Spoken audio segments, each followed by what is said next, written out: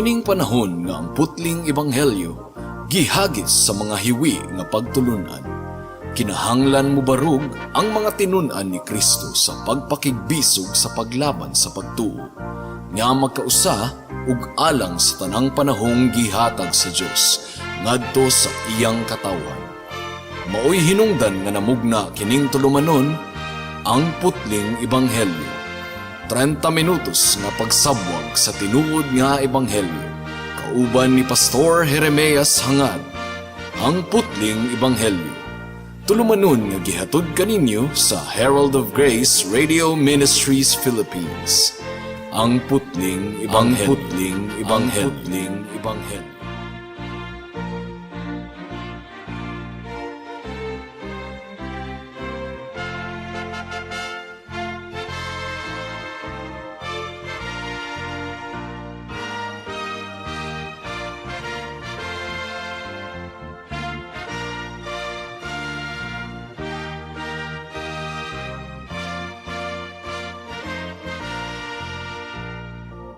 Alang sa pagpamalandong sa pulong sa Ginoo ning takna sa kagabhion, atong pag-aablihon ang atong Biblia sa Mark chapter 8 verse 22 to 26. But once again, akong gipaabot ang akong pagpanimbaya sa akong lolo, 93 years old, nga mag 94 na po hapit, si Lolo Isabelo Laure Sr. ug sa mga kaparentihan nako nga naminaw usab karon sa atong pagpamalandong sa pulong sa Ginoo.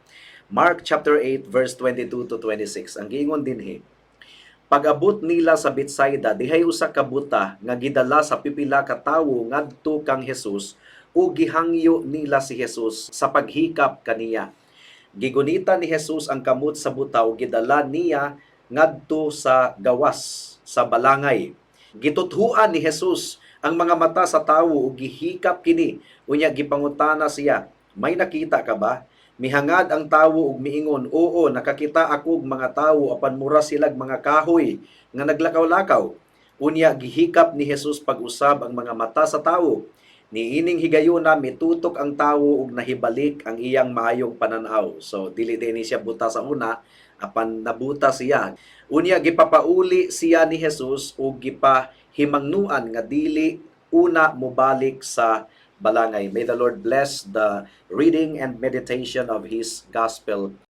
So human sa mga panghitabo, sumala sa atong gipamalandungan ni adtong miaging mga semana, adunay mga tawo nga nagdala sa usa ka buta ngadto sa atong buhi nga Dios nga si Hesukristo aron hangyoon siya nga ayuhon ang maong buta.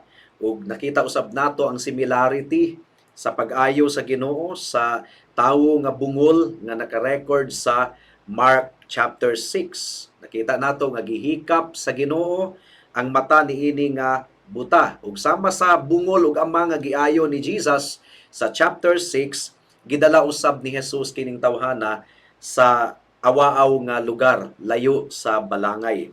Pero aduna usab kalainan mga kaigsuonan sa pamaagi sa pag-ayo ni Jesus niining tawong buta. Gumikan kay dili nato himuong uniform ang pamaagi sa atong buhi nga Dios. Dili nato ma-trace ang pattern sa Ginoo. Gumikan kay hari siya. Daghan siyang pamaagi. We cannot impose our expectation sa pamaagi sa atong buhi nga Dios. Pwede niyang hikapon ang usa ka tawo aron siya maayo. Pwede niyang ibungat lamang ang pulong aron maayo sila. Kung kabubuton kini niya in that particular case, ug pwede gani nga pag-aayuhon sa Ginoo ang usa ka tawo nga naa sa balatian bisan pa og absent siya, meaning to say ang iyang physical or actual presence mga kaigsunan wala. So adunay pagkasoberano ang Dios sa iyang pamaagi. Aduna siya pagkalabing labaw ug gawas pa mga kaigsunan dugang pa adunay mga leksyon nga gitudlo ang atong buhi nga Dios sa nagkalain-laing pamaagi nga iyang ginahimo sa tanan nga iyang pagpangayo mga kaigsuonan. In His usual practice, giayo ni Jesus instantaneously, pasabot giayo dayon at once. Gi-demonstrate kini ni Mark over and over. Daghang gipangayo ang Ginoo sa miagi nga mga chapter nga atong gipamalandungan nga diha-diha dayon naayo just at once giayo sa Ginoo katong mga naa sa balatian. Pero sa iyang pag-ayo sa tawong buta, wala giayo dayon ni Jesus. Murag dunay degree mga kaigsuunan. Una, gitutuhuan niya sa iyang laway ang mata sa usa ka tawo, and then gipangutana niya kung makakita na ba kini. Pero gimiingon ang tawo nga doon na siya nakita nga tawo, mga katawhan nga galakaw-lakaw, pero mura sila og kahoy nga naglakaw-lakaw. So wala na dawat ni adtong buta ang iyang pananaw immediately, dili pareho sa iyang gibuhat sa miagi nga mga chapters. Ang pangutana ngano kano nga moment kini ang pamaagi sa atong Ginoo niini nga kaso sa tawo nga buta nga iyang giayo. Wala man niya giayo dayon, wala man gihatag ang rason mga kaigsuonan, pero kung atong pamalandungan ang pulong sa Ginoo, aduna gayoy leksyon, adunay leksyon nga gitudlo sa Ginoo kanato niini nga higayon. Gumikan kay ang tanang gipangbuhat sa atong Ginoo dili man walay tumong mga kaigsuonan, adunay tumong ang tanang mga butang. So posible kaha nga giayo ni Jesus ang tawong buta niini nga pamaagi aron kita matudluan sa ato usab nga pagkalimitado sa atong pananaw nga espiritual. Ang pananaw mga kaigsuonan gigamit kini sa Biblia ingon nga simbolismo sa atong espirituhanon nga panabot. Diba? Kung doon na tayo usa ka butang nga wala nato masabtan, o niya gi-explain sa ato ka ng butanga, muingon ta og I see. Oh, nakita na nako. But pasabot, nasabtan na nako. So ang mata, ang atong pananaw gihimong simbolismo sa atong panabot. Gigamit kini sa Ginoo nga lingwahe sa John chapter 3 verse 3 ang giingon, sa pagkatinuod sultihan ko ikaw. Gawas kung ang usa ka tawo matawo pag-usab, dili siya makakita sa gingharian sa Dios. Ambot pasabot, dili niya masabtan ang mensahe sa gingharian sa Dios. So ang pananaw gihimong simbolismo sa understanding. Hinaot nga nagkuha ninyo kana mga kaigsuonan. Now, tinuod nga kung wala ang new birth, gumikan kay ang Biblia nagaingon man nga ang tawo nga wala pa kang Kristo patay sa kasalanan. So kung wala siya matawo pag-usab mga kaigsuonan, dili gayud niya makit-an ang gingharian sa Dios. But pasabot, dili niya masabtan ang mensahe sa gingharian sa Dios. Kung ang tawo patay, nagpabiling patay sa iyang kalag. Muna giingon sa Ephesians chapter 2 verse 1, ang tawo nga wala pa kang Kristo dili masakiton sa iyang kalag kundi patay. Ang patay gyud, di gyud makadungog. Bisan pa usa ka libo kawali ang imong iwali niya ng tawhana, di gyud niya masabtan. Mo kini gipasabot ni Pablo sa unang Korinto kapitulo 2 bersikulo 14. Ang giingon dinhi, apan ang tawo nga wala magbaton sa espiritu sa Dios, dili makadawat sa mga gasa nga gikan sa espiritu sa Dios. Dili gayud siya makasabot niini ug binuang kini alang kaniya, kay kini matugkad man lamang sa espirituhanong pamaagi. So kung wala gibanhaw sa Ginoo ang patay nga kalag sa usa ka tawo, dili gayud niya masabtan ang pulong sa Ginoo. Now, sa kaso sa buta nga giayo ni Jesus niini nga teksto nga atong pamalandungan, wala giayo dayon, wala totally nabalik ang iyang pananaw by certain degree. Una, nakakita siya og mga tawo, naaninag niya ang mga tawo, pero mura kuno og mga kahoy nga naglakaw-lakaw. So, maupod kini ang tawo nga giluwas sa Ginoo gikan sa iyang mga sala. Adunay mga butang nga dili nato masabtan dayon. Adunay mga tawo nga giusab sa Ginoo ang ilang kasing-kasing, gibag-o ang patay nga kalag, gibanhaw sa Ginoo, pero tungod kay baby Christian pa sila, or bago pa silang Kristohanon, daghan pa silang mga butang nga wala masabti, pareha ni adtong tawo. Kahibalo siya nga mga tawo katong galakaw-lakaw, pero ang iyang pagtan-aw murag kahoy nga galakaw-lakaw.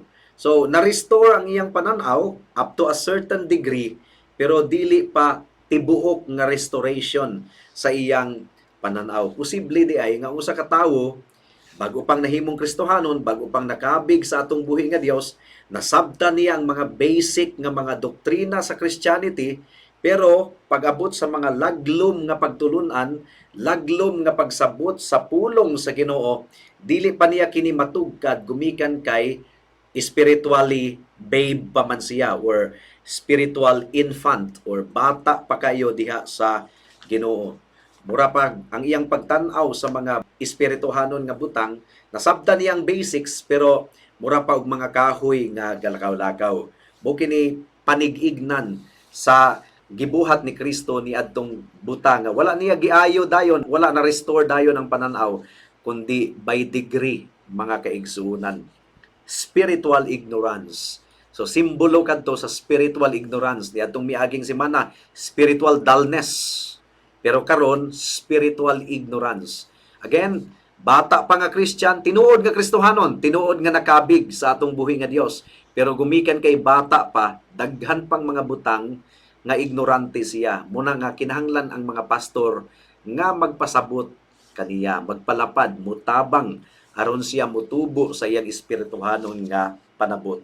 Adunay tulo ka bahin ang atong pamalandong. Una, the case for spiritual ignorance. Ikaduha, the causes of spiritual ignorance, ang hinungdan sa spiritual ignorance. Ang ikatulo, the cure for spiritual ignorance, ang tambal sa spiritual ignorance. So unahon nato ang unang punto, the case for spiritual ignorance. Again, sama sa akong giingon kaganina, kining tawhana bag-ong nakabig sa atong buhi nga Dios. Dili na siya spiritually blind. Dili na siya buta spiritually, gumikan kay duna na siya naaninag.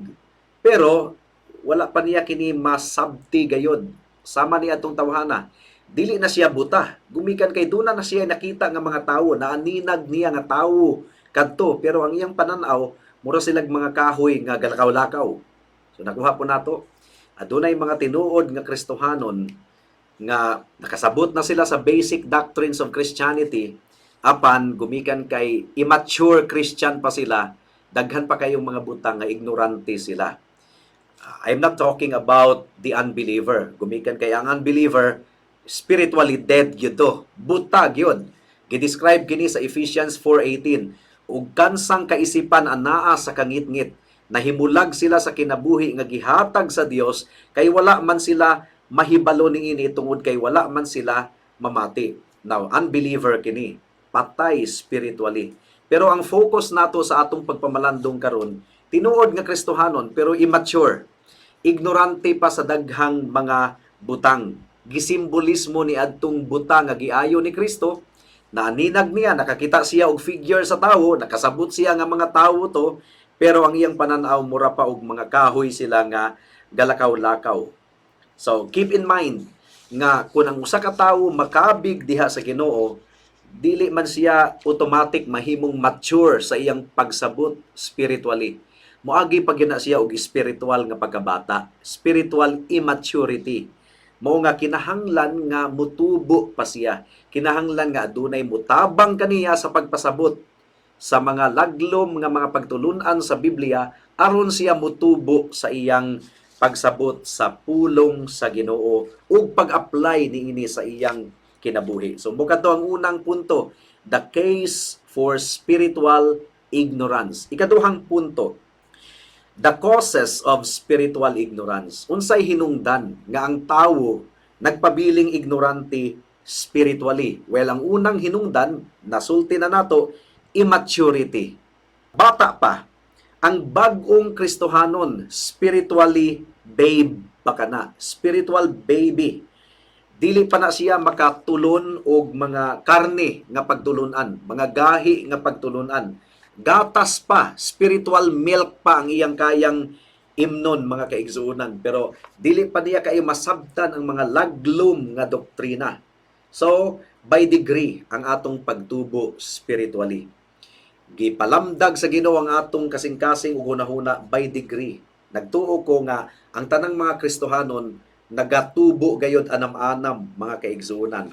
Nang makasubo lang, daghang mga Christians nga nagpabiling ignorante sulod sa daghang mga katuigan gumikan kay wala nila gi-work out ang kakugi sa pagpamalandong sa pulong sa Ginoo ug pagtuon sa pulong sa Ginoo. Daghan kay mga tawo nga nagpabiling spiritually immature, bisag dugay na kayong Kristohanon. Mo kini gi-describe sa Hebrews chapter 5 verse 12 to 14. Ang giingon diri, dugay na unta kamong nahimo nga mga magtutudlo. Apan hangtod karon nagkinahanglan pa kamog mutudlo kaninyo sa unang mga leksyon mahitungod sa mensahe sa Dios. Gahi na unta ang angay ninyong kanon, apan hangtod karon nagkinahanglan gihapon kamog gatas. Ang nagkinahanglag gatas bata pa ug walay kasinatian bahin sa maayo ug sa dautan. Apan ang gahing pagkaon alang sa mga hamtong na nga nakabansay ug nakagamit sa ilang igtitilaw aron pag-ila sa kalainan tali sa maayo ug dautan. So nakuha nato mga kaigsuunan, daghang mga Christians nga supposedly teachers na unta sila, magtutudlo na unta sila, pero nagpabiling bata. Hinaot, igsuon, kung ikaw Kristohanon, pamalandungi ang imong spiritual life. Nahimo ka na bang hamtong diha sa atong buhi nga Dios? Kung nagpabilin ikaw spiritually baby or spiritual babe, ngano kaha? Ngano kaha? Ikaduhang hinungdan sa spiritual ignorance, kining gitawag og low expectation. Ambot pasabot niini. Kung ang mga tawo nga nagpalibot kanimo, igsuon, mga immature people, magpabilin usab ikaw nga immature. Mao nga kung ikaw Kristohanon, kinahanglan nga makig-uban ikaw sa mga hamtong spiritually. Ang giingon dinhi sa Proverbs chapter 27 verse 17, ang tawo makakat-on gikan sa laing tawo, sama nga ang puthaw mahait pinaagi sa puthaw. So kung makig-uban ikaw sa mga tawo nga hamtong na spiritually, maapil po ikaw og hamtong, matakdan ka higala or igsuon. Busa gi-encourage ko kamo nga makig-uban sa mga tawo nga hamtong spiritually. Adunay lawom nga pagsabot sa pulong sa Ginoo. Kung mga hamtong na nga mga pastors ang akong ikauban kanunay mga kahigalaan, that is a very humbling experience. Gumikan kay makakaton gayud ako sa ilang mga kasinatian sa buluhaton sa Ginoo. Matakdan ka sa pagkahamtong igsuon. Busa kung ikaw batan-on nga pastor, you have to surround yourself with mature pastors. Kay makakaton ikaw kung unsaon pagpadagan ang iglesia, kung unsaon pag-atiman ang mga kalag. Kung ikaw bag-o pa nga Christian, surround yourself with mature people. Mao gani nga importante gayud kaayo ang local church. Kung ikaw Kristohanon, you have to be a member of the local church. Ug dili gyud ka mag-absent kanunay sa pagsimba, gumikan kay sa simbahan, adunay mga hamtong nga mga kaigsuonan sa iglesia. Makatabang ka nato, maka-encourage ang ilang kinabuhi. Ikatulong hinungdan sa spiritual ignorance kining gitawag og poor teaching.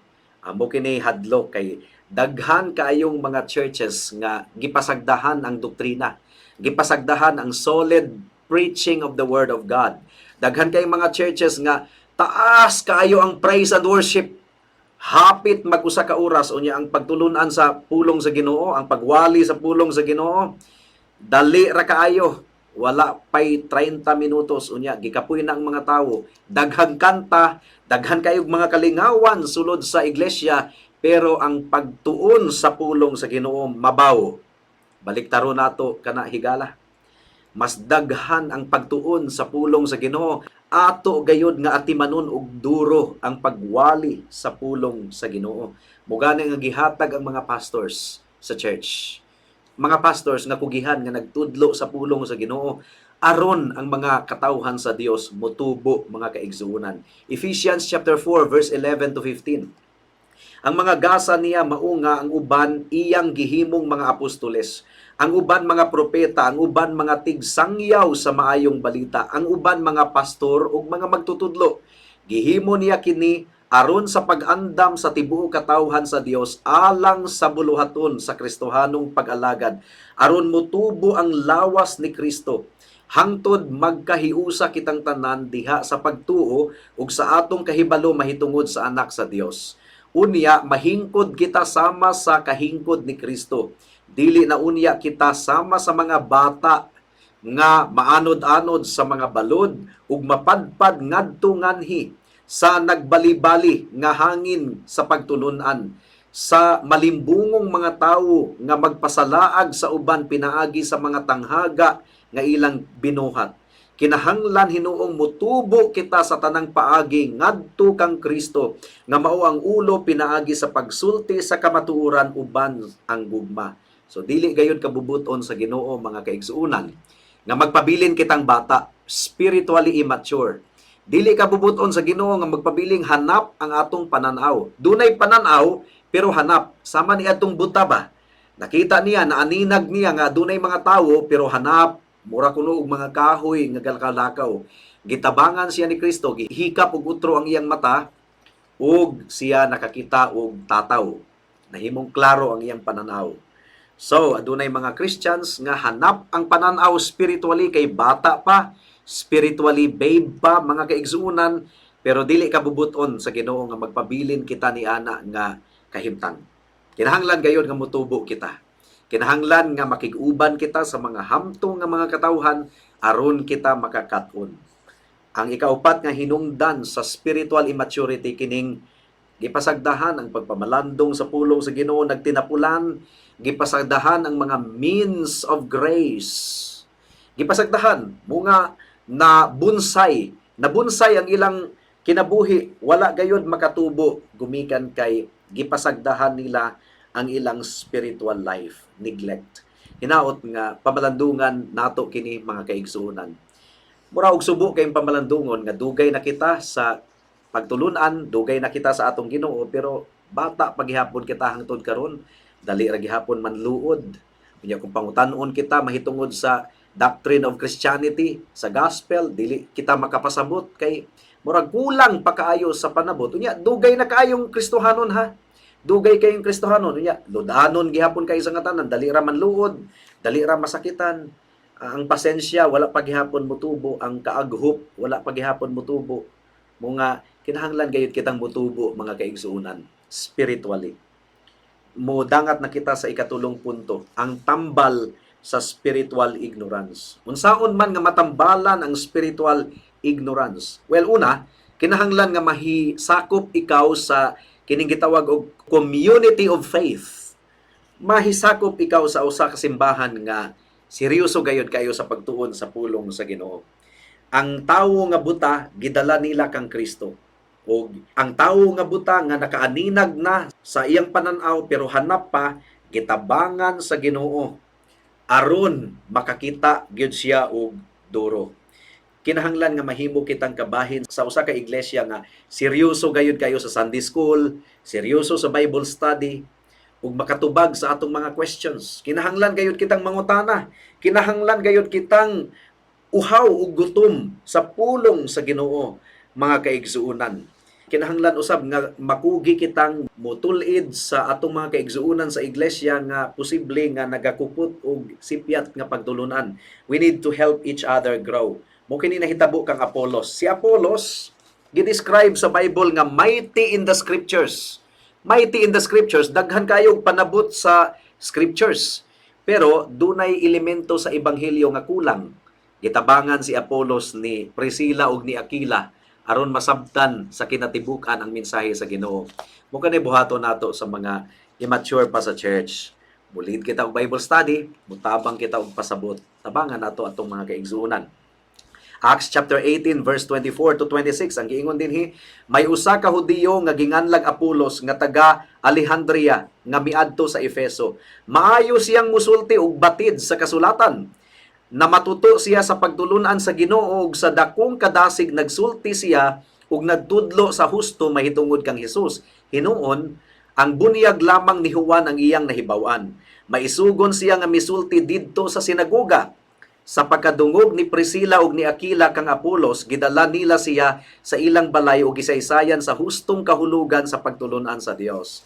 So, bright kining tawhana si Apolos pero kulang ang iyang pagsabot. Gitabangan siya ni Aquila ug ni Priscilla. Mighty in the scriptures pero kulang pa. Kulang pa gyud ang iyang pagsabot. Wa niya masabti ang ebanghelyo sa kinatibuk-an ug gitabangan siya ni Aquila ug ni Priscilla. Ingon ini ang atong buhaton sulod sa iglesia. We are to help one another. The mature should help the immature. Ug ang blind man, ang tawong buta, gitabangan siya sa Ginoo nga makakita og duro, gigunitan sa Ginoo ang iyang mga mata. Now, ang mga immature people sa atong church, dad-o nato kanunay sa pulong sa Ginoo. Dad-o nato kanunay sa pulong ni Jesus. aron sila motubo, aron mahimong hamtong. So, katong gituthuan sa Ginoo ang mata sa usa ka buta, simbolismo kadto mga kaigsuonan nga ang pulong ni Kristo nga migawas sa iyang baba makatabang gayud kanato. So ang tambal sa immaturity mao ang kanunayng pag-ambit sa pulong sa Ginoo. Kanunayng pagkaon sa pulong sa Ginoo mga kaigsuonan. The word of God is the chief means of grace for giving the knowledge of God. Dili ikaw mutubo spiritually kung nagpasagad ikaw sa pagtuon sa pulong sa Ginoo. Imong gipasagdan.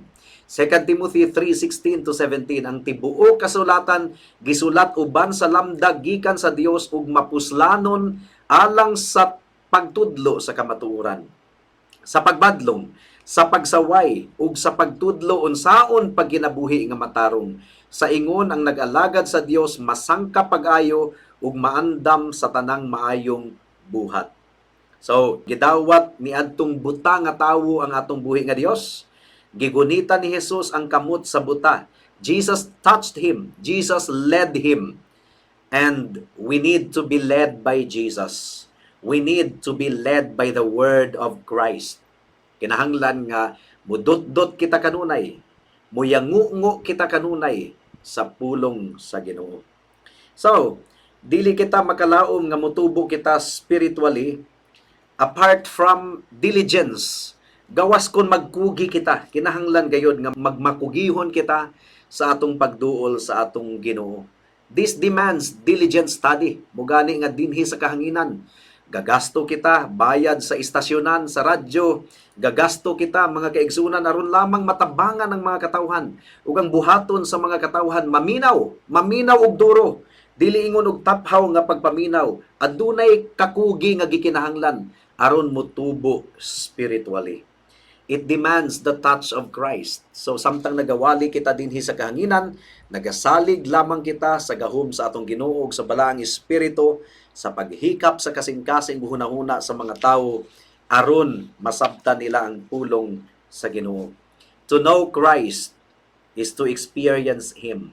Pero dili kita mutubo sa atong relasyon sa atong Ginoong Hesukristo kung daghan kitag wala masabti sa pulong sa Ginoo. Hinaot nga nakita ninyo karon igsuon diha sa Ginoo ang importansya sa mas lawom nga pagtuon sa pulong sa Ginoo. Makugihon nga pagtuon sa pulong sa Ginoo. Makugihon usab nga pagtabang sa mga spiritually immature sa sulod sa iglesia aron sila mahimo usab nga hamtong, aron motubo sila diha sa Dios ug aron mahimo silang mas galamiton sa buluhaton sa atong buhi nga Dios. Ug sa mga wala pa kang Kristo, dili kamo spiritually immature kundi patay gayod, patay. Ang kawayan nga walay kinabuhi, bisan pag imong itanom na sa yuta, imong bubuan, imong abunuhan, imong timanon kayo sa matag adlaw, dili gayud ka na mutubo kay patay man. Pero ang sanga sa kamunggay nga buhi, kung imo ka nang itanom sa yuta, mutubo gayud ka na.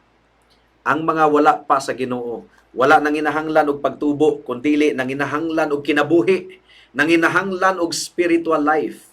Ug ang Ginoo lamang ang makahatag og spiritual life. Nganong patay ang tawo? Patay sa kasalanan. In other words, higala kinahanglan maghinulsol ikaw sa imong mga sala. Kinahanglan imong angkunon nga dili ka makaluwas sa imong kaugalingon. Si Kristo lamang ang bugtong Dios ug manluluwas. Ang iyang pagkamatarong ug iyang dugo nga giula dito sa cross mao ang imong gikinahanglan aron ikaw maluwas. Ug kun modangop ikaw kang Kristo sa pagtuo ug paghinulsol, iya kang pagaluwason, iyang pagapapason ang tanan nimong sala ug suluban kaniya sa iyang pagkamatarong. Unsa pa may imong gipaabot, dangop kaniya karon, dili kaniya balibaran, iya ikaw nga dawaton, magamputa. Salamat o Dios sa imong pulong ning takna sa kahaponon ug among gipangayo o Dios ang bunga niini. Nagtuo kami o Dios nga dili masayang ang pagpangabudlay namo dinhi sa kahanginan gumikan kay aduna gyud kini bunga ug ang imong pulong dili mo balik kanimo sa walay kapuslanan. Salamat o among buhi nga Dios. In Jesus name we pray. Amen. Alang sa dugang nga mga pangutana, mahimong mo text kang Pastor Jeremias hangad sa 744-3030.